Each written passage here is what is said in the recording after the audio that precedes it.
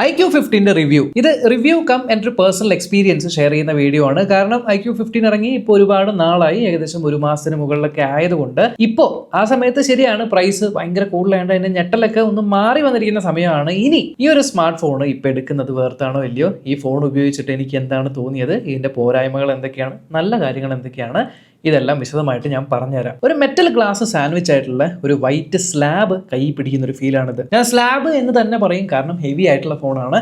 Yes, ഉപയോഗിച്ച് ആദ്യത്തെ ഒരാഴ്ച നമ്മൾ ഉപയോഗിക്കുമ്പോഴേക്കും മനസ്സിലാവും ഒരു 220 ഗ്രാം ഉണ്ട് ഇതിന്റെ വെയിറ്റ്. ആ ഒരു വെയിറ്റ് നമുക്കിതിൽ നന്നായിട്ട് മനസ്സിലാവും. വൺ ഗുഡ് തിങ്, ബോക്സിനകത്ത് നമുക്കിത് കളർ മാച്ചിങ് ആയിട്ടുള്ള വൈറ്റ് കളർ കേസ് ഉണ്ട്. ഈ കേസ് നമ്മൾ ഇടുകയാണെങ്കിൽ കുറച്ചുകൂടി നമ്മൾ കയ്യിൽ പിടിക്കുമ്പോൾ അതിന്റെ ആ ഒരു വെയിറ്റ് തോന്നും. എൻ്റെ ഒരു പേഴ്സണൽ എക്സ്പീരിയൻസ് വെച്ച് ഇതാ കണ്ടില്ലേ, ഈ ഒരു വൈറ്റ് കേസ് അഴുക്കാവും. So it is better white case അല്ലാണ്ട് നിങ്ങൾ വേറെ വല്ല കേസ് വാങ്ങിച്ചിട്ട് യൂസ് ചെയ്യാന്നുള്ളതാണ്. പക്ഷെ കേസ് ഇല്ലാതെ ഇത് കാണാൻ ഒരു രക്ഷയില്ല. നിങ്ങൾക്ക് ഒരു മിനിമലിസ്റ്റിക് അല്ലെങ്കിൽ ഈസ്തറ്റിക് ലുക്കൊക്കെ ഇഷ്ടപ്പെടുന്നവർക്ക് ഈ ഒരു പ്ലെയിൻ ബാക്ക് ഇഷ്ടവും. ഇവിടെ കണ്ട ഒരു റേസിംഗ് ഫ്ലാഗ് ഒക്കെ വെച്ചിട്ട് അത്രേ ഉള്ളൂ, അധികം ആഡംബരം ഒന്നുമില്ല. വെയിറ്റ് കൂടുതലാണെങ്കിലും കയ്യിൽ ഉപയോഗിക്കുമ്പോൾ ബാലൻസ്ഡ് ആയിട്ടുള്ള ഫോണാണ്. ആൻഡ് ബിൽഡ് ക്വാളിറ്റി നല്ലതാണ്. IP68 ആൻഡ് IP69 റേറ്റിംഗ് ഉണ്ട്. അതുകൊണ്ട് കയ്യിൽ ഹോൾഡ് ചെയ്യുമ്പോൾ ഒരു ഫ്ലാഗ്ഷിപ്പ് ഫീൽ വരുന്നുണ്ട്. ഈ സെയിം ഡയലോഗ് ഞാൻ കഴിഞ്ഞ ഒരു X300 Proന്റെ റിവ്യൂ വീഡിയോയിൽ പറഞ്ഞപ്പോൾ ഒരാൾ ചോദിച്ചായിരുന്നു, ബ്രോ IP68 69 ഉള്ളതുകൊണ്ട് ഒരു ഫ്ലാഗ്ഷിപ്പ് ഫീലോ, അത് എന്ത് ലോജിക്കാണ് എന്ന്. ഒരു കാര്യം ഞാൻ പറയാം, ഒരു ഫോണിന്റെ ബിൽഡ് ക്വാളിറ്റി നമ്മൾ പറയുമ്പോൾ ഒരു സ്മാർട്ട് ഫോണിന് IP റേറ്റിംഗ് ഉണ്ട്, എസ്പെഷ്യലി വളരെ ഹൈ ആയിട്ടുള്ള IP68 69 റേറ്റിംഗ് ഒക്കെ ഉണ്ടെങ്കിൽ അത്രമാത്രം പെർഫെക്ഷനോട് കൂടിയായിരിക്കും ഇതിൻ്റെ ഓരോ ഗ്യാപ്സും ഫില്ല് ചെയ്തിരിക്കുന്നത്. അതുകൊണ്ട് തന്നെ അത്യാവശ്യം നല്ല പോലെ തന്നെ സോളിഡ് ആയിട്ട് പാക്ക് ചെയ്താണ് ഇത്തരത്തിലുള്ള IP റേറ്റിംഗ് ഉള്ള ഫോണുകൾ ഇറക്കാറ്. അതുകൊണ്ട് തന്നെ നമ്മളത് കയ്യിലെടുക്കുന്ന സമയത്ത് ആ ഒരു ഫീല് നമുക്ക് തോന്നും. അതെന്താണ് ആ ഒരു ഫീല് പറഞ്ഞറിയിക്കാൻ പറ്റില്ല. അതുകൊണ്ട് നിങ്ങൾ കയ്യിലെടുത്ത് നോക്കണം. ബട്ട് IP റേറ്റിംഗ് ഇല്ലാത്ത ഫോണുകളും IP റേറ്റിംഗ് ഉള്ള ഫോണുകളും കയ്യിലെടുക്കുമ്പോൾ നിങ്ങൾക്കത് മനസ്സിലാവും വ്യത്യാസം. IP റേറ്റിംഗ് ഉണ്ടെങ്കിലും protection wise Schott Xensation Alpha glass ആണ് ഫ്രണ്ടിൽ കൊടുത്തിരിക്കുന്നത്. അതേപോലെ ബാക്കും ഗ്ലാസ് ആണ്. ആൻഡ് ഈ ഒരു ഹാലോ ലൈറ്റ് ഇത്തവണ നമ്മുടെ ക്യാമറ മൊഡ്യൂളിന്റെ സൈഡിൽ ഇടയിലായിട്ടാണ് കൊടുത്തിരിക്കുന്നത്. നേരത്തെ വെർഷനിൽ ഇവിടെ ആയിരുന്നുകൊണ്ട് പെട്ടെന്ന് കാണും. ഇതിപ്പോൾ സ്ട്രെയിറ്റ് ആയിട്ട് പിടിച്ചു കഴിഞ്ഞാൽ ലൈറ്റ് അവിടെ ഉണ്ടെന്ന് അറിയില്ല. സൈഡിൽ കൂടെ നോക്കിയാലേ ആ ഒരു ലൈറ്റ് അവിടെ ഉണ്ടെന്ന് അറിയുള്ളൂ. ആ ലൈറ്റ് നോട്ടിഫിക്കേഷൻ വരുമ്പോൾ, കോൾ വരുമ്പോൾ ഒക്കെ അറിയാനായിട്ട് നമുക്ക് സെറ്റ് ചെയ്ത് വെക്കാൻ പറ്റും. പക്ഷേ ഫോൺ സൈലന്റ് ഇട്ടിട്ട് ഈ ലൈറ്റിനെ മാത്രം വിശ്വസിച്ചിരിക്കുവാണെങ്കിൽ ഫോൺ ഇങ്ങനെ ഇരിക്കുമ്പോൾ ചിലപ്പോൾ ശ്രദ്ധിക്കും, പക്ഷെ നേരെ നോക്കുവാണെങ്കിൽ ആ ലൈറ്റ് കാണൂല. നിങ്ങൾക്ക് കോളുകളോ SMS ഒക്കെ മിസ്സാകും. ഈ ഫോണിൻ്റെ എനിക്ക് ഏറ്റവും ഇഷ്ടപ്പെട്ട ഒരു ഭാഗം എന്ന് പറയുന്നത് ഇതിൻ്റെ ഡിസ്പ്ലേ ആണ്. ഈ ഡിസ്പ്ലേ ഉണ്ടല്ലോ, ഫസ്റ്റ് ഓഫ് ഓൾ ഒരു കാര്യം ഞാൻ പറയാം, ഇനി വരാൻ പോകുന്ന S26 Ultra എന്ന് പറഞ്ഞ ഫോണിൽ അതിനകത്ത് വരുന്ന സാംസങ്ങിൻ്റെ ഏറ്റവും ലേറ്റസ്റ്റ് ആയിട്ടുള്ള ബെസ്റ്റ് ടെക്നോളജി ആയിട്ടുള്ള M14 എന്ന് പറഞ്ഞ ഡിസ്പ്ലേ ആദ്യമായിട്ട് സാംസങ് അല്ല ഉപയോഗിച്ചിരിക്കുന്നത്, iQ അവരുടെ ഈ ഒരു ഫോണിലാണ് ഉപയോഗിച്ചിരിക്കുന്നത്. ഈ ഡിസ്പ്ലേയുടെ ഗുണം എന്താ വെച്ചാൽ, ഒന്ന്, ഈ ഡിസ്പ്ലേ ഭയങ്കര വിവിഡാണ്. അതായത് നോർമലി നമ്മൾ കാണുന്ന ഫോണുകൾ വെച്ച് കമ്പയർ ചെയ്യുമ്പോൾ ഇതിൻ്റെ ആ ഒരു വിവിഡ്നെസ് അല്ലെങ്കിൽ കളേഴ്സ് കുറച്ചുകൂടെ പോപ്പി ആയിട്ടാണുള്ളത്. രണ്ടാമത്തെ കാര്യം, ഡയറക്റ്റ് സൺലൈറ്റിൽ 2600 നിറ്റ്സിൻ്റെ ഹൈ ബ്രൈറ്റ്നസ് ഉള്ളതുകൊണ്ട് എത്ര വെയിലത്തും ഇത് നന്നായിട്ട് കാണാൻ പറ്റും. മൂന്നാമത്തെ കാര്യം എന്ന് വെച്ചാൽ ഇത് 2K LTPO പാനൽ. LTPO എന്ന് പറയുമ്പോൾ 1 Hz തൊട്ട് 144 Hz വരെ പോകും. ഇത് 144 Hzന്റെ പാനലാണെങ്കിലും നോർമലി നിങ്ങൾ ഉപയോഗിക്കുമ്പോൾ 120 Hz കിട്ടുള്ളൂ. ചില സെലക്റ്റഡ് ആയിട്ടുള്ള ഗെയിമുകളിൽ മാത്രമാണ് നിങ്ങൾക്ക് 144 Hz കിട്ടുന്നത്. അതും സൈഡിലുള്ള ഗെയിം പാനലൊക്കെ വലിച്ചിട്ട് ഫ്രെയിം ഇന്റർപോളേഷനൊക്കെ ഓൺ ആക്കുമ്പോൾ. ആൻഡ് ഇത് BGMI ഞാൻ നോക്കി, അതിലും 144 FPS കിട്ടുന്നുണ്ട്. കോൾ ഓഫ് ഡ്യൂട്ടിയിലും ഞാൻ നോക്കി, അതിലും 144 FPS കിട്ടുന്നുണ്ട്. സോ BGMI കളിക്കുകയാണെങ്കിലും കോൾ ഓഫ് ഡ്യൂട്ടി കളിക്കുകയാണെങ്കിലും 144 FPS കളിക്കാൻ പറ്റും. എന്നാൽ ഈ ഡിസ്പ്ലേ എനിക്ക് ഏറ്റവും ഇൻട്രസ്റ്റിംഗ് ആയിട്ടുള്ള, ഏറ്റവും അനോയിങ് ആയിട്ട് തോന്നിയ കാര്യം എന്ന് വെച്ചാൽ ഇതിൻ്റെ ഈ ഫിംഗർ പ്രിന്റ് സ്കാനറാണ്. ഇതിൻ്റെ പൊസിഷൻ കറക്റ്റ് ആണ്. എന്നെ പോലെ വലിയ വിരലുള്ള ആൾക്കാർക്ക് ഇതിങ്ങനെ പ്രോപ്പറായിട്ട് വെക്കാനായിട്ട് പറ്റും. പക്ഷേ ഇതിൻ്റെ പ്രശ്നം എന്താ അറിയോ, ഇപ്പം ഞാൻ വിരൽ ഇങ്ങനെ വെക്കുകയാണെങ്കിൽ ലൈറ്റായിട്ടൊന്ന് തൊട്ട് കഴിഞ്ഞാൽ പോലും സാധനം അൺലോക്ക് ആവും. പലപ്പോഴും ഞാൻ ഫോൺ പോക്കറ്റിൽ നിന്ന് എടുത്ത് ടേബിളുമേ വെക്കുമ്പോൾ അറിയാണ്ട് നമ്മുടെ കൈ ഇവിടെ കൊള്ളുമല്ലോ, അപ്പോഴേക്കും അൺലോക്ക് ആവും. സോ സെൻസിറ്റിവിറ്റി ഭയങ്കര കൂടുതലാണ്. പക്ഷേ എനിക്കിതിൻ്റെ ബിൽഡ് ക്വാളിറ്റിക്ക് ഇഷ്ടപ്പെട്ടുവെങ്കിലും സ്പീക്കർ പെർഫോമൻസ് അത്ര നല്ലതായിട്ട് എനിക്ക് തോന്നിയില്ല. അവരെന്തോ സ്പീക്കേഴ്സ് കുറച്ചുകൂടി ഡൈനാമിക് ആക്കിയിട്ടുണ്ടെന്നൊക്കെ പറയുന്നുണ്ടെങ്കിലും കമ്പാരിറ്റീവ്ലി ഇതിന് മുന്നേ ഉള്ള iQ ഫോൺസ് ഒക്കെ ഉപയോഗിച്ചിട്ട് അതിൻ്റെ ഒരു സ്പീക്കർ വെച്ച് നോക്കുമ്പോൾ ഇതിൻ്റെ ബാലൻസിങ് കറക്റ്റാണ്. ഇവിടെയും കേൾക്കുന്നത് കറക്റ്റ് 50-50 തന്നെയാണ് ബാലൻസ് ചെയ്തിരിക്കുന്നത്. പക്ഷെ ഒരു രസമില്ല കേൾക്കുമ്പോൾ, ഒരു പഞ്ചിനെസ് അങ്ങനത്തെ. ലൗഡാണ് പക്ഷെ ഒരു രസമില്ല സത്യം പറഞ്ഞാൽ. അതായിരിക്കും ഈ ഒരു ഫോണിൻ്റെ വീക്ക് പോയിന്റ്. എന്നാൽ ഈ ഫോൺ വാങ്ങുന്നുണ്ടെങ്കിൽ അതിൻ്റെ പ്രധാനപ്പെട്ട കാരണം ഇതിൻ്റെ പെർഫോമൻസ്. ആകാശം തൊടുന്ന ഒരു AnTuTu സ്കോറാണ് ഈ കാണുന്നത്. 3.8 മില്യൺ. അതായത് സ്നാപ്ഡ്രാഗൺ 888 Gen 5 എന്ന് പറഞ്ഞ ഇക്കൊല്ലത്തെ ഫ്ലാഗ്ഷിപ്പ് ചിപ്സെറ്റ് ഉപയോഗിച്ചിരിക്കുന്ന ആദ്യത്തെ ഫോണാണിത്. അതിൻ്റെ കൂടെ LPDDR5X Ultra എന്ന് പറഞ്ഞ റാമും UFS 4.1 എന്ന് പറഞ്ഞ സ്റ്റോറേജ്. അതായത് സ്റ്റോറേജിലും റാമിലും ഏറ്റവും ടോപ്പിൽ നിൽക്കുന്ന രണ്ട് സാധനമാണ് ഉപയോഗിച്ചിരിക്കുന്നത് എന്നുള്ളതുകൊണ്ട് പെർഫോമൻസ് വൈസ് കണ്ണും പൂട്ടിയെടുക്കാം. അതിപ്പോൾ ഗെയിമിങ് എത്ര മണിക്കൂർ നിങ്ങൾ ഗെയിം ചെയ്താലും എന്ത് പരിപാടി ചെയ്ത് കഴിഞ്ഞാൽ ലാഗ് എന്ന് പറയുന്ന സാധനം ഇതുമായിട്ട് ഒരു ബന്ധവുമില്ല, ഒരു ലാഗുമില്ല. ആ കാര്യത്തിൽ എനിക്ക് 100% ഈ ഒരു ഫോൺ ഇഷ്ടമായി. പക്ഷേ ഹീറ്റ് ആവും എന്ന് ചോദിച്ചാൽ ഹീറ്റ് ആവും. ഈവൻ AnTuTu സ്കോർ ചെക്ക് ചെയ്തപ്പോൾ പോലും കണ്ടില്ല, ഏകദേശം 16 ഡിഗ്രിയാണ് ചൂടായിരിക്കുന്നത്. 28 ഡിഗ്രിയിൽ നിന്ന് തുടങ്ങി ഏകദേശം 44 ഡിഗ്രി വരെയും പോയിട്ടുണ്ട്. 44-45 ഡിഗ്രി എന്നൊക്കെ പറഞ്ഞാൽ ഗ്ലാസ് ബാക്കും മെറ്റൽ ഫ്രെയിമും ഉള്ളതുകൊണ്ട് കൈ പിടിക്കുമ്പോൾ ആ ഒരു ചൂട് നമുക്ക് ഫീൽ ചെയ്യും. എന്നാൽ ഞാൻ നോട്ടീസ് ചെയ്തത് ചൂടാവുമെങ്കിലും പെർഫോമൻസിനെ അത് ബാധിക്കുന്നില്ല. പെർഫോമൻസിൽ ഇപ്പോൾ ഫ്രെയിം ഡ്രോപ്പ് ആവുക, ട്രോട്ട്ലിംഗ് ആവുക, ഇതൊന്നും ആവുന്നില്ല. ബട്ട് ചൂടാകും. എന്നാൽ ആ ചൂട് പോകാനായിട്ട് അതിപ്പോൾ നമ്മൾ ഗെയിം ക്ലോസ് ചെയ്ത് കഴിഞ്ഞാൽ ഒരു 1-2 മിനിറ്റ് കഴിയുമ്പോൾ നോർമൽ ആയിക്കോളും. കാരണം വേപ്പർ ചേമ്പർ കൂളിംഗ് നല്ലപോലെ എഫക്റ്റീവാണ്. സോ ഫോൺ ചൂടാവുന്നുണ്ടോ എന്ന് വെച്ചാൽ ചൂടാവുന്നുണ്ട്. പക്ഷേ ആ ചൂട് കാരണം പെർഫോമൻസിനെ ബാധിക്കുന്നുണ്ടോ എന്ന് ചോദിച്ചാൽ ഒരു കുഴപ്പമില്ല. ഞാൻ പെർഫോമൻസിനെ ബാധിക്കാത്തതിൻ്റെ രണ്ടാമത്തെ കാര്യം എന്ന് വെച്ചാൽ ഇതിൻ്റെ ഗെയിം നമ്മൾ കളിക്കുമ്പോൾ സൈഡിൽ നിന്ന് വലിക്കുമ്പോൾ ഒരു Q3 ചിപ്പ് എന്ന് പറഞ്ഞൊരു പാനലുണ്ട്. അതിനകത്താണ് ഈ ray tracing, frame interpolation, shadows, highlights ഇതൊക്കെ കൺട്രോൾ ചെയ്യുന്നത്. അപ്പോൾ ആ ഡെഡിക്കേറ്റഡ് ഗെയിമിംഗ് ചിപ്പ് ഉള്ളതുകൊണ്ട് പ്രോസസ്സറിനെ അത്രയ്ക്ക് അത് ബാധിക്കുന്നില്ല. അപ്പോൾ അത് ഒരു നല്ല കാര്യമാണ്. എന്നാൽ ഒരു കാര്യം ഞാൻ ഫ്രാങ്ക്ലി പറയാം, നിങ്ങളൊരു ഹാർഡ് കോർ ഗെയിമർ അല്ല എന്നുണ്ടെങ്കിൽ, ഗെയിമിങ് നിങ്ങൾ ചെയ്യാറേ ഇല്ല എന്നുണ്ടെങ്കിൽ ഈ ഫോണ് വേസ്റ്റാണ് നിങ്ങൾക്ക്.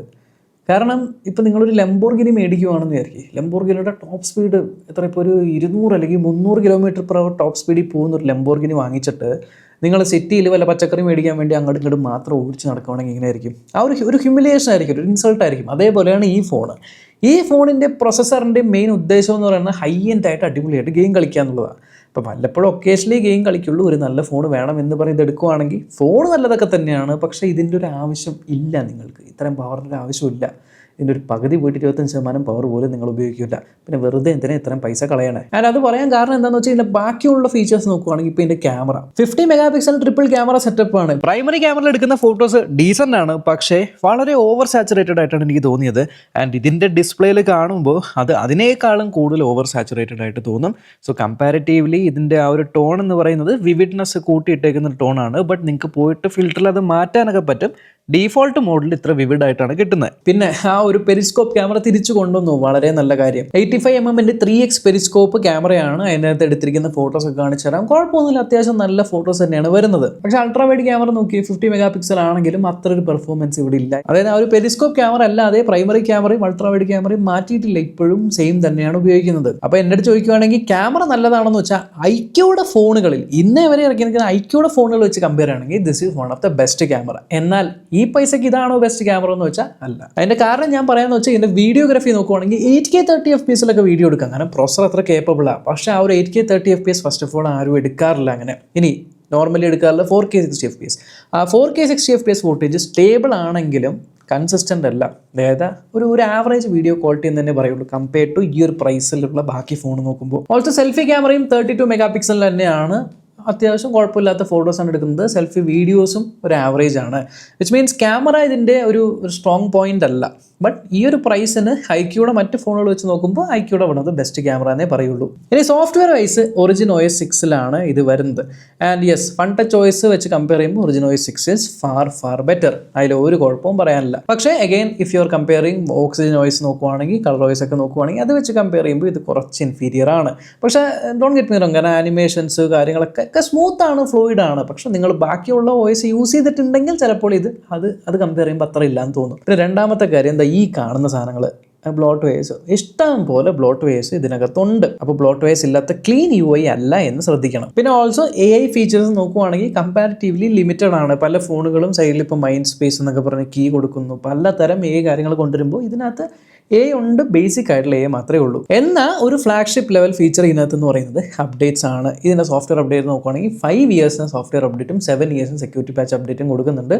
സോ ദീർഘകാലം ഉപയോഗിക്കാൻ ഫോൺ നോക്കുന്നുണ്ടെങ്കിൽ അതിന് കുഴപ്പമില്ല. ഇനി ഡിസ്പ്ലേ പോലെ തന്നെ എന്നെ ആകർഷിച്ച വേറൊരു കാര്യം എന്ന് വെച്ചാൽ ഇതിനകത്തുള്ള ബാറ്ററിയാണ്. ഫസ്റ്റ് ഓഫ് ഓൾ ഈ M14 ഡിസ്പ്ലേ എന്ന് പറയുന്നത് ഇത്രയും പവർ എഫിഷ്യൻ്റ് ആയിട്ടുള്ള ഡിസ്പ്ലേ എങ്ങനെ സാംസങ് ഉണ്ടാക്കിയെന്ന് അറിയില്ല. അത്ര അടിപൊളിയാണ്, അത്ര പവർ എഫിഷ്യൻറ്റും ആണ്. ഇനി രണ്ടാമത് ഈ ഒരു 8 Elite Gen 5 എന്ന് പറയുന്ന ചിപ്സെറ്റ് അത്യാവശ്യം പവർ എഫിഷ്യൻ്റ് ആണ്. അതിലുപരി 7000 mAh ബാറ്ററിയും കൂടുതലുണ്ട്. ഒരു നോർമൽ യൂസർ ആണെങ്കിൽ 2 ദിവസം സുഖമായിട്ട് നിൽക്കും. ഹെവി ഗെയിമർ ആണ്, ഹെവി യൂസർ ആണെന്നുണ്ടെങ്കിൽ രാവിലെ ചാർജ് ചെയ്ത് കഴിഞ്ഞാൽ രാത്രിയാകുമ്പോൾ ചിലപ്പോൾ ഒരു 10% ആയി നിന്നിരിക്കും. എന്നാൽ പോലും മോഡറേറ്റ് യൂസറൊക്കെ ആണെങ്കിൽ 1.5 ദിവസം കണ്ണും പൂട്ടി നിൽക്കും. പക്ഷേ ചാർജിങ് വൈസ് ശരിയാണ്, കഴിഞ്ഞ കൊല്ലത്തെ കമ്പയർ ചെയ്യുമ്പോൾ ഒരു ഡൗൺ ഗ്രേഡ് ആണ്. കഴിഞ്ഞ കൊല്ലം 120 വാട്ട്സ് ഉണ്ടായി, ഇത്തവണ 100 വാട്ട്സിൻ്റെ ഫ്ലാഷ് ചാർജിങ് ആണുള്ളത്. ബട്ട് ഫൈൻ, 100 വാട്ട്സ് എന്നൊക്കെ പറയുന്നത് തന്നെ കമ്പാരിറ്റീവ്ലി ഈ പ്രൈസുള്ള മറ്റ് ഫോണുകൾ വെച്ച് നോക്കുമ്പോൾ വളരെ കൂടുതലാണ്. പക്ഷേ ഇത്തവണ നല്ലൊരു കാര്യം എന്ന് വെച്ചാൽ വയർലെസ് ചാർജിങ് കൊണ്ടുവന്നിട്ടുണ്ട്. 40 വാട്ട്സിൻ്റെ വയർലെസ് ചാർജിങ് ആണെങ്കിലും മാഗ്നറ്റിക് അല്ല കേട്ടോ, ആ ചീറ്റു ഒട്ടിക്കുന്ന പരിപാടിയില്ല. അപ്പോൾ കറക്റ്റായിട്ട് അലൈൻ ചെയ്ത് വയർലെസ് ചാർജിങ് ചെയ്യണം. But 40 watts is good. Also charge ചെയ്യുമ്പോൾ നമുക്ക് നോർമൽ വേണോ ഫാസ്റ്റ് വേണോ എന്നൊക്കെ ചൂസ് ചെയ്യാൻ പറ്റുള്ളൂ.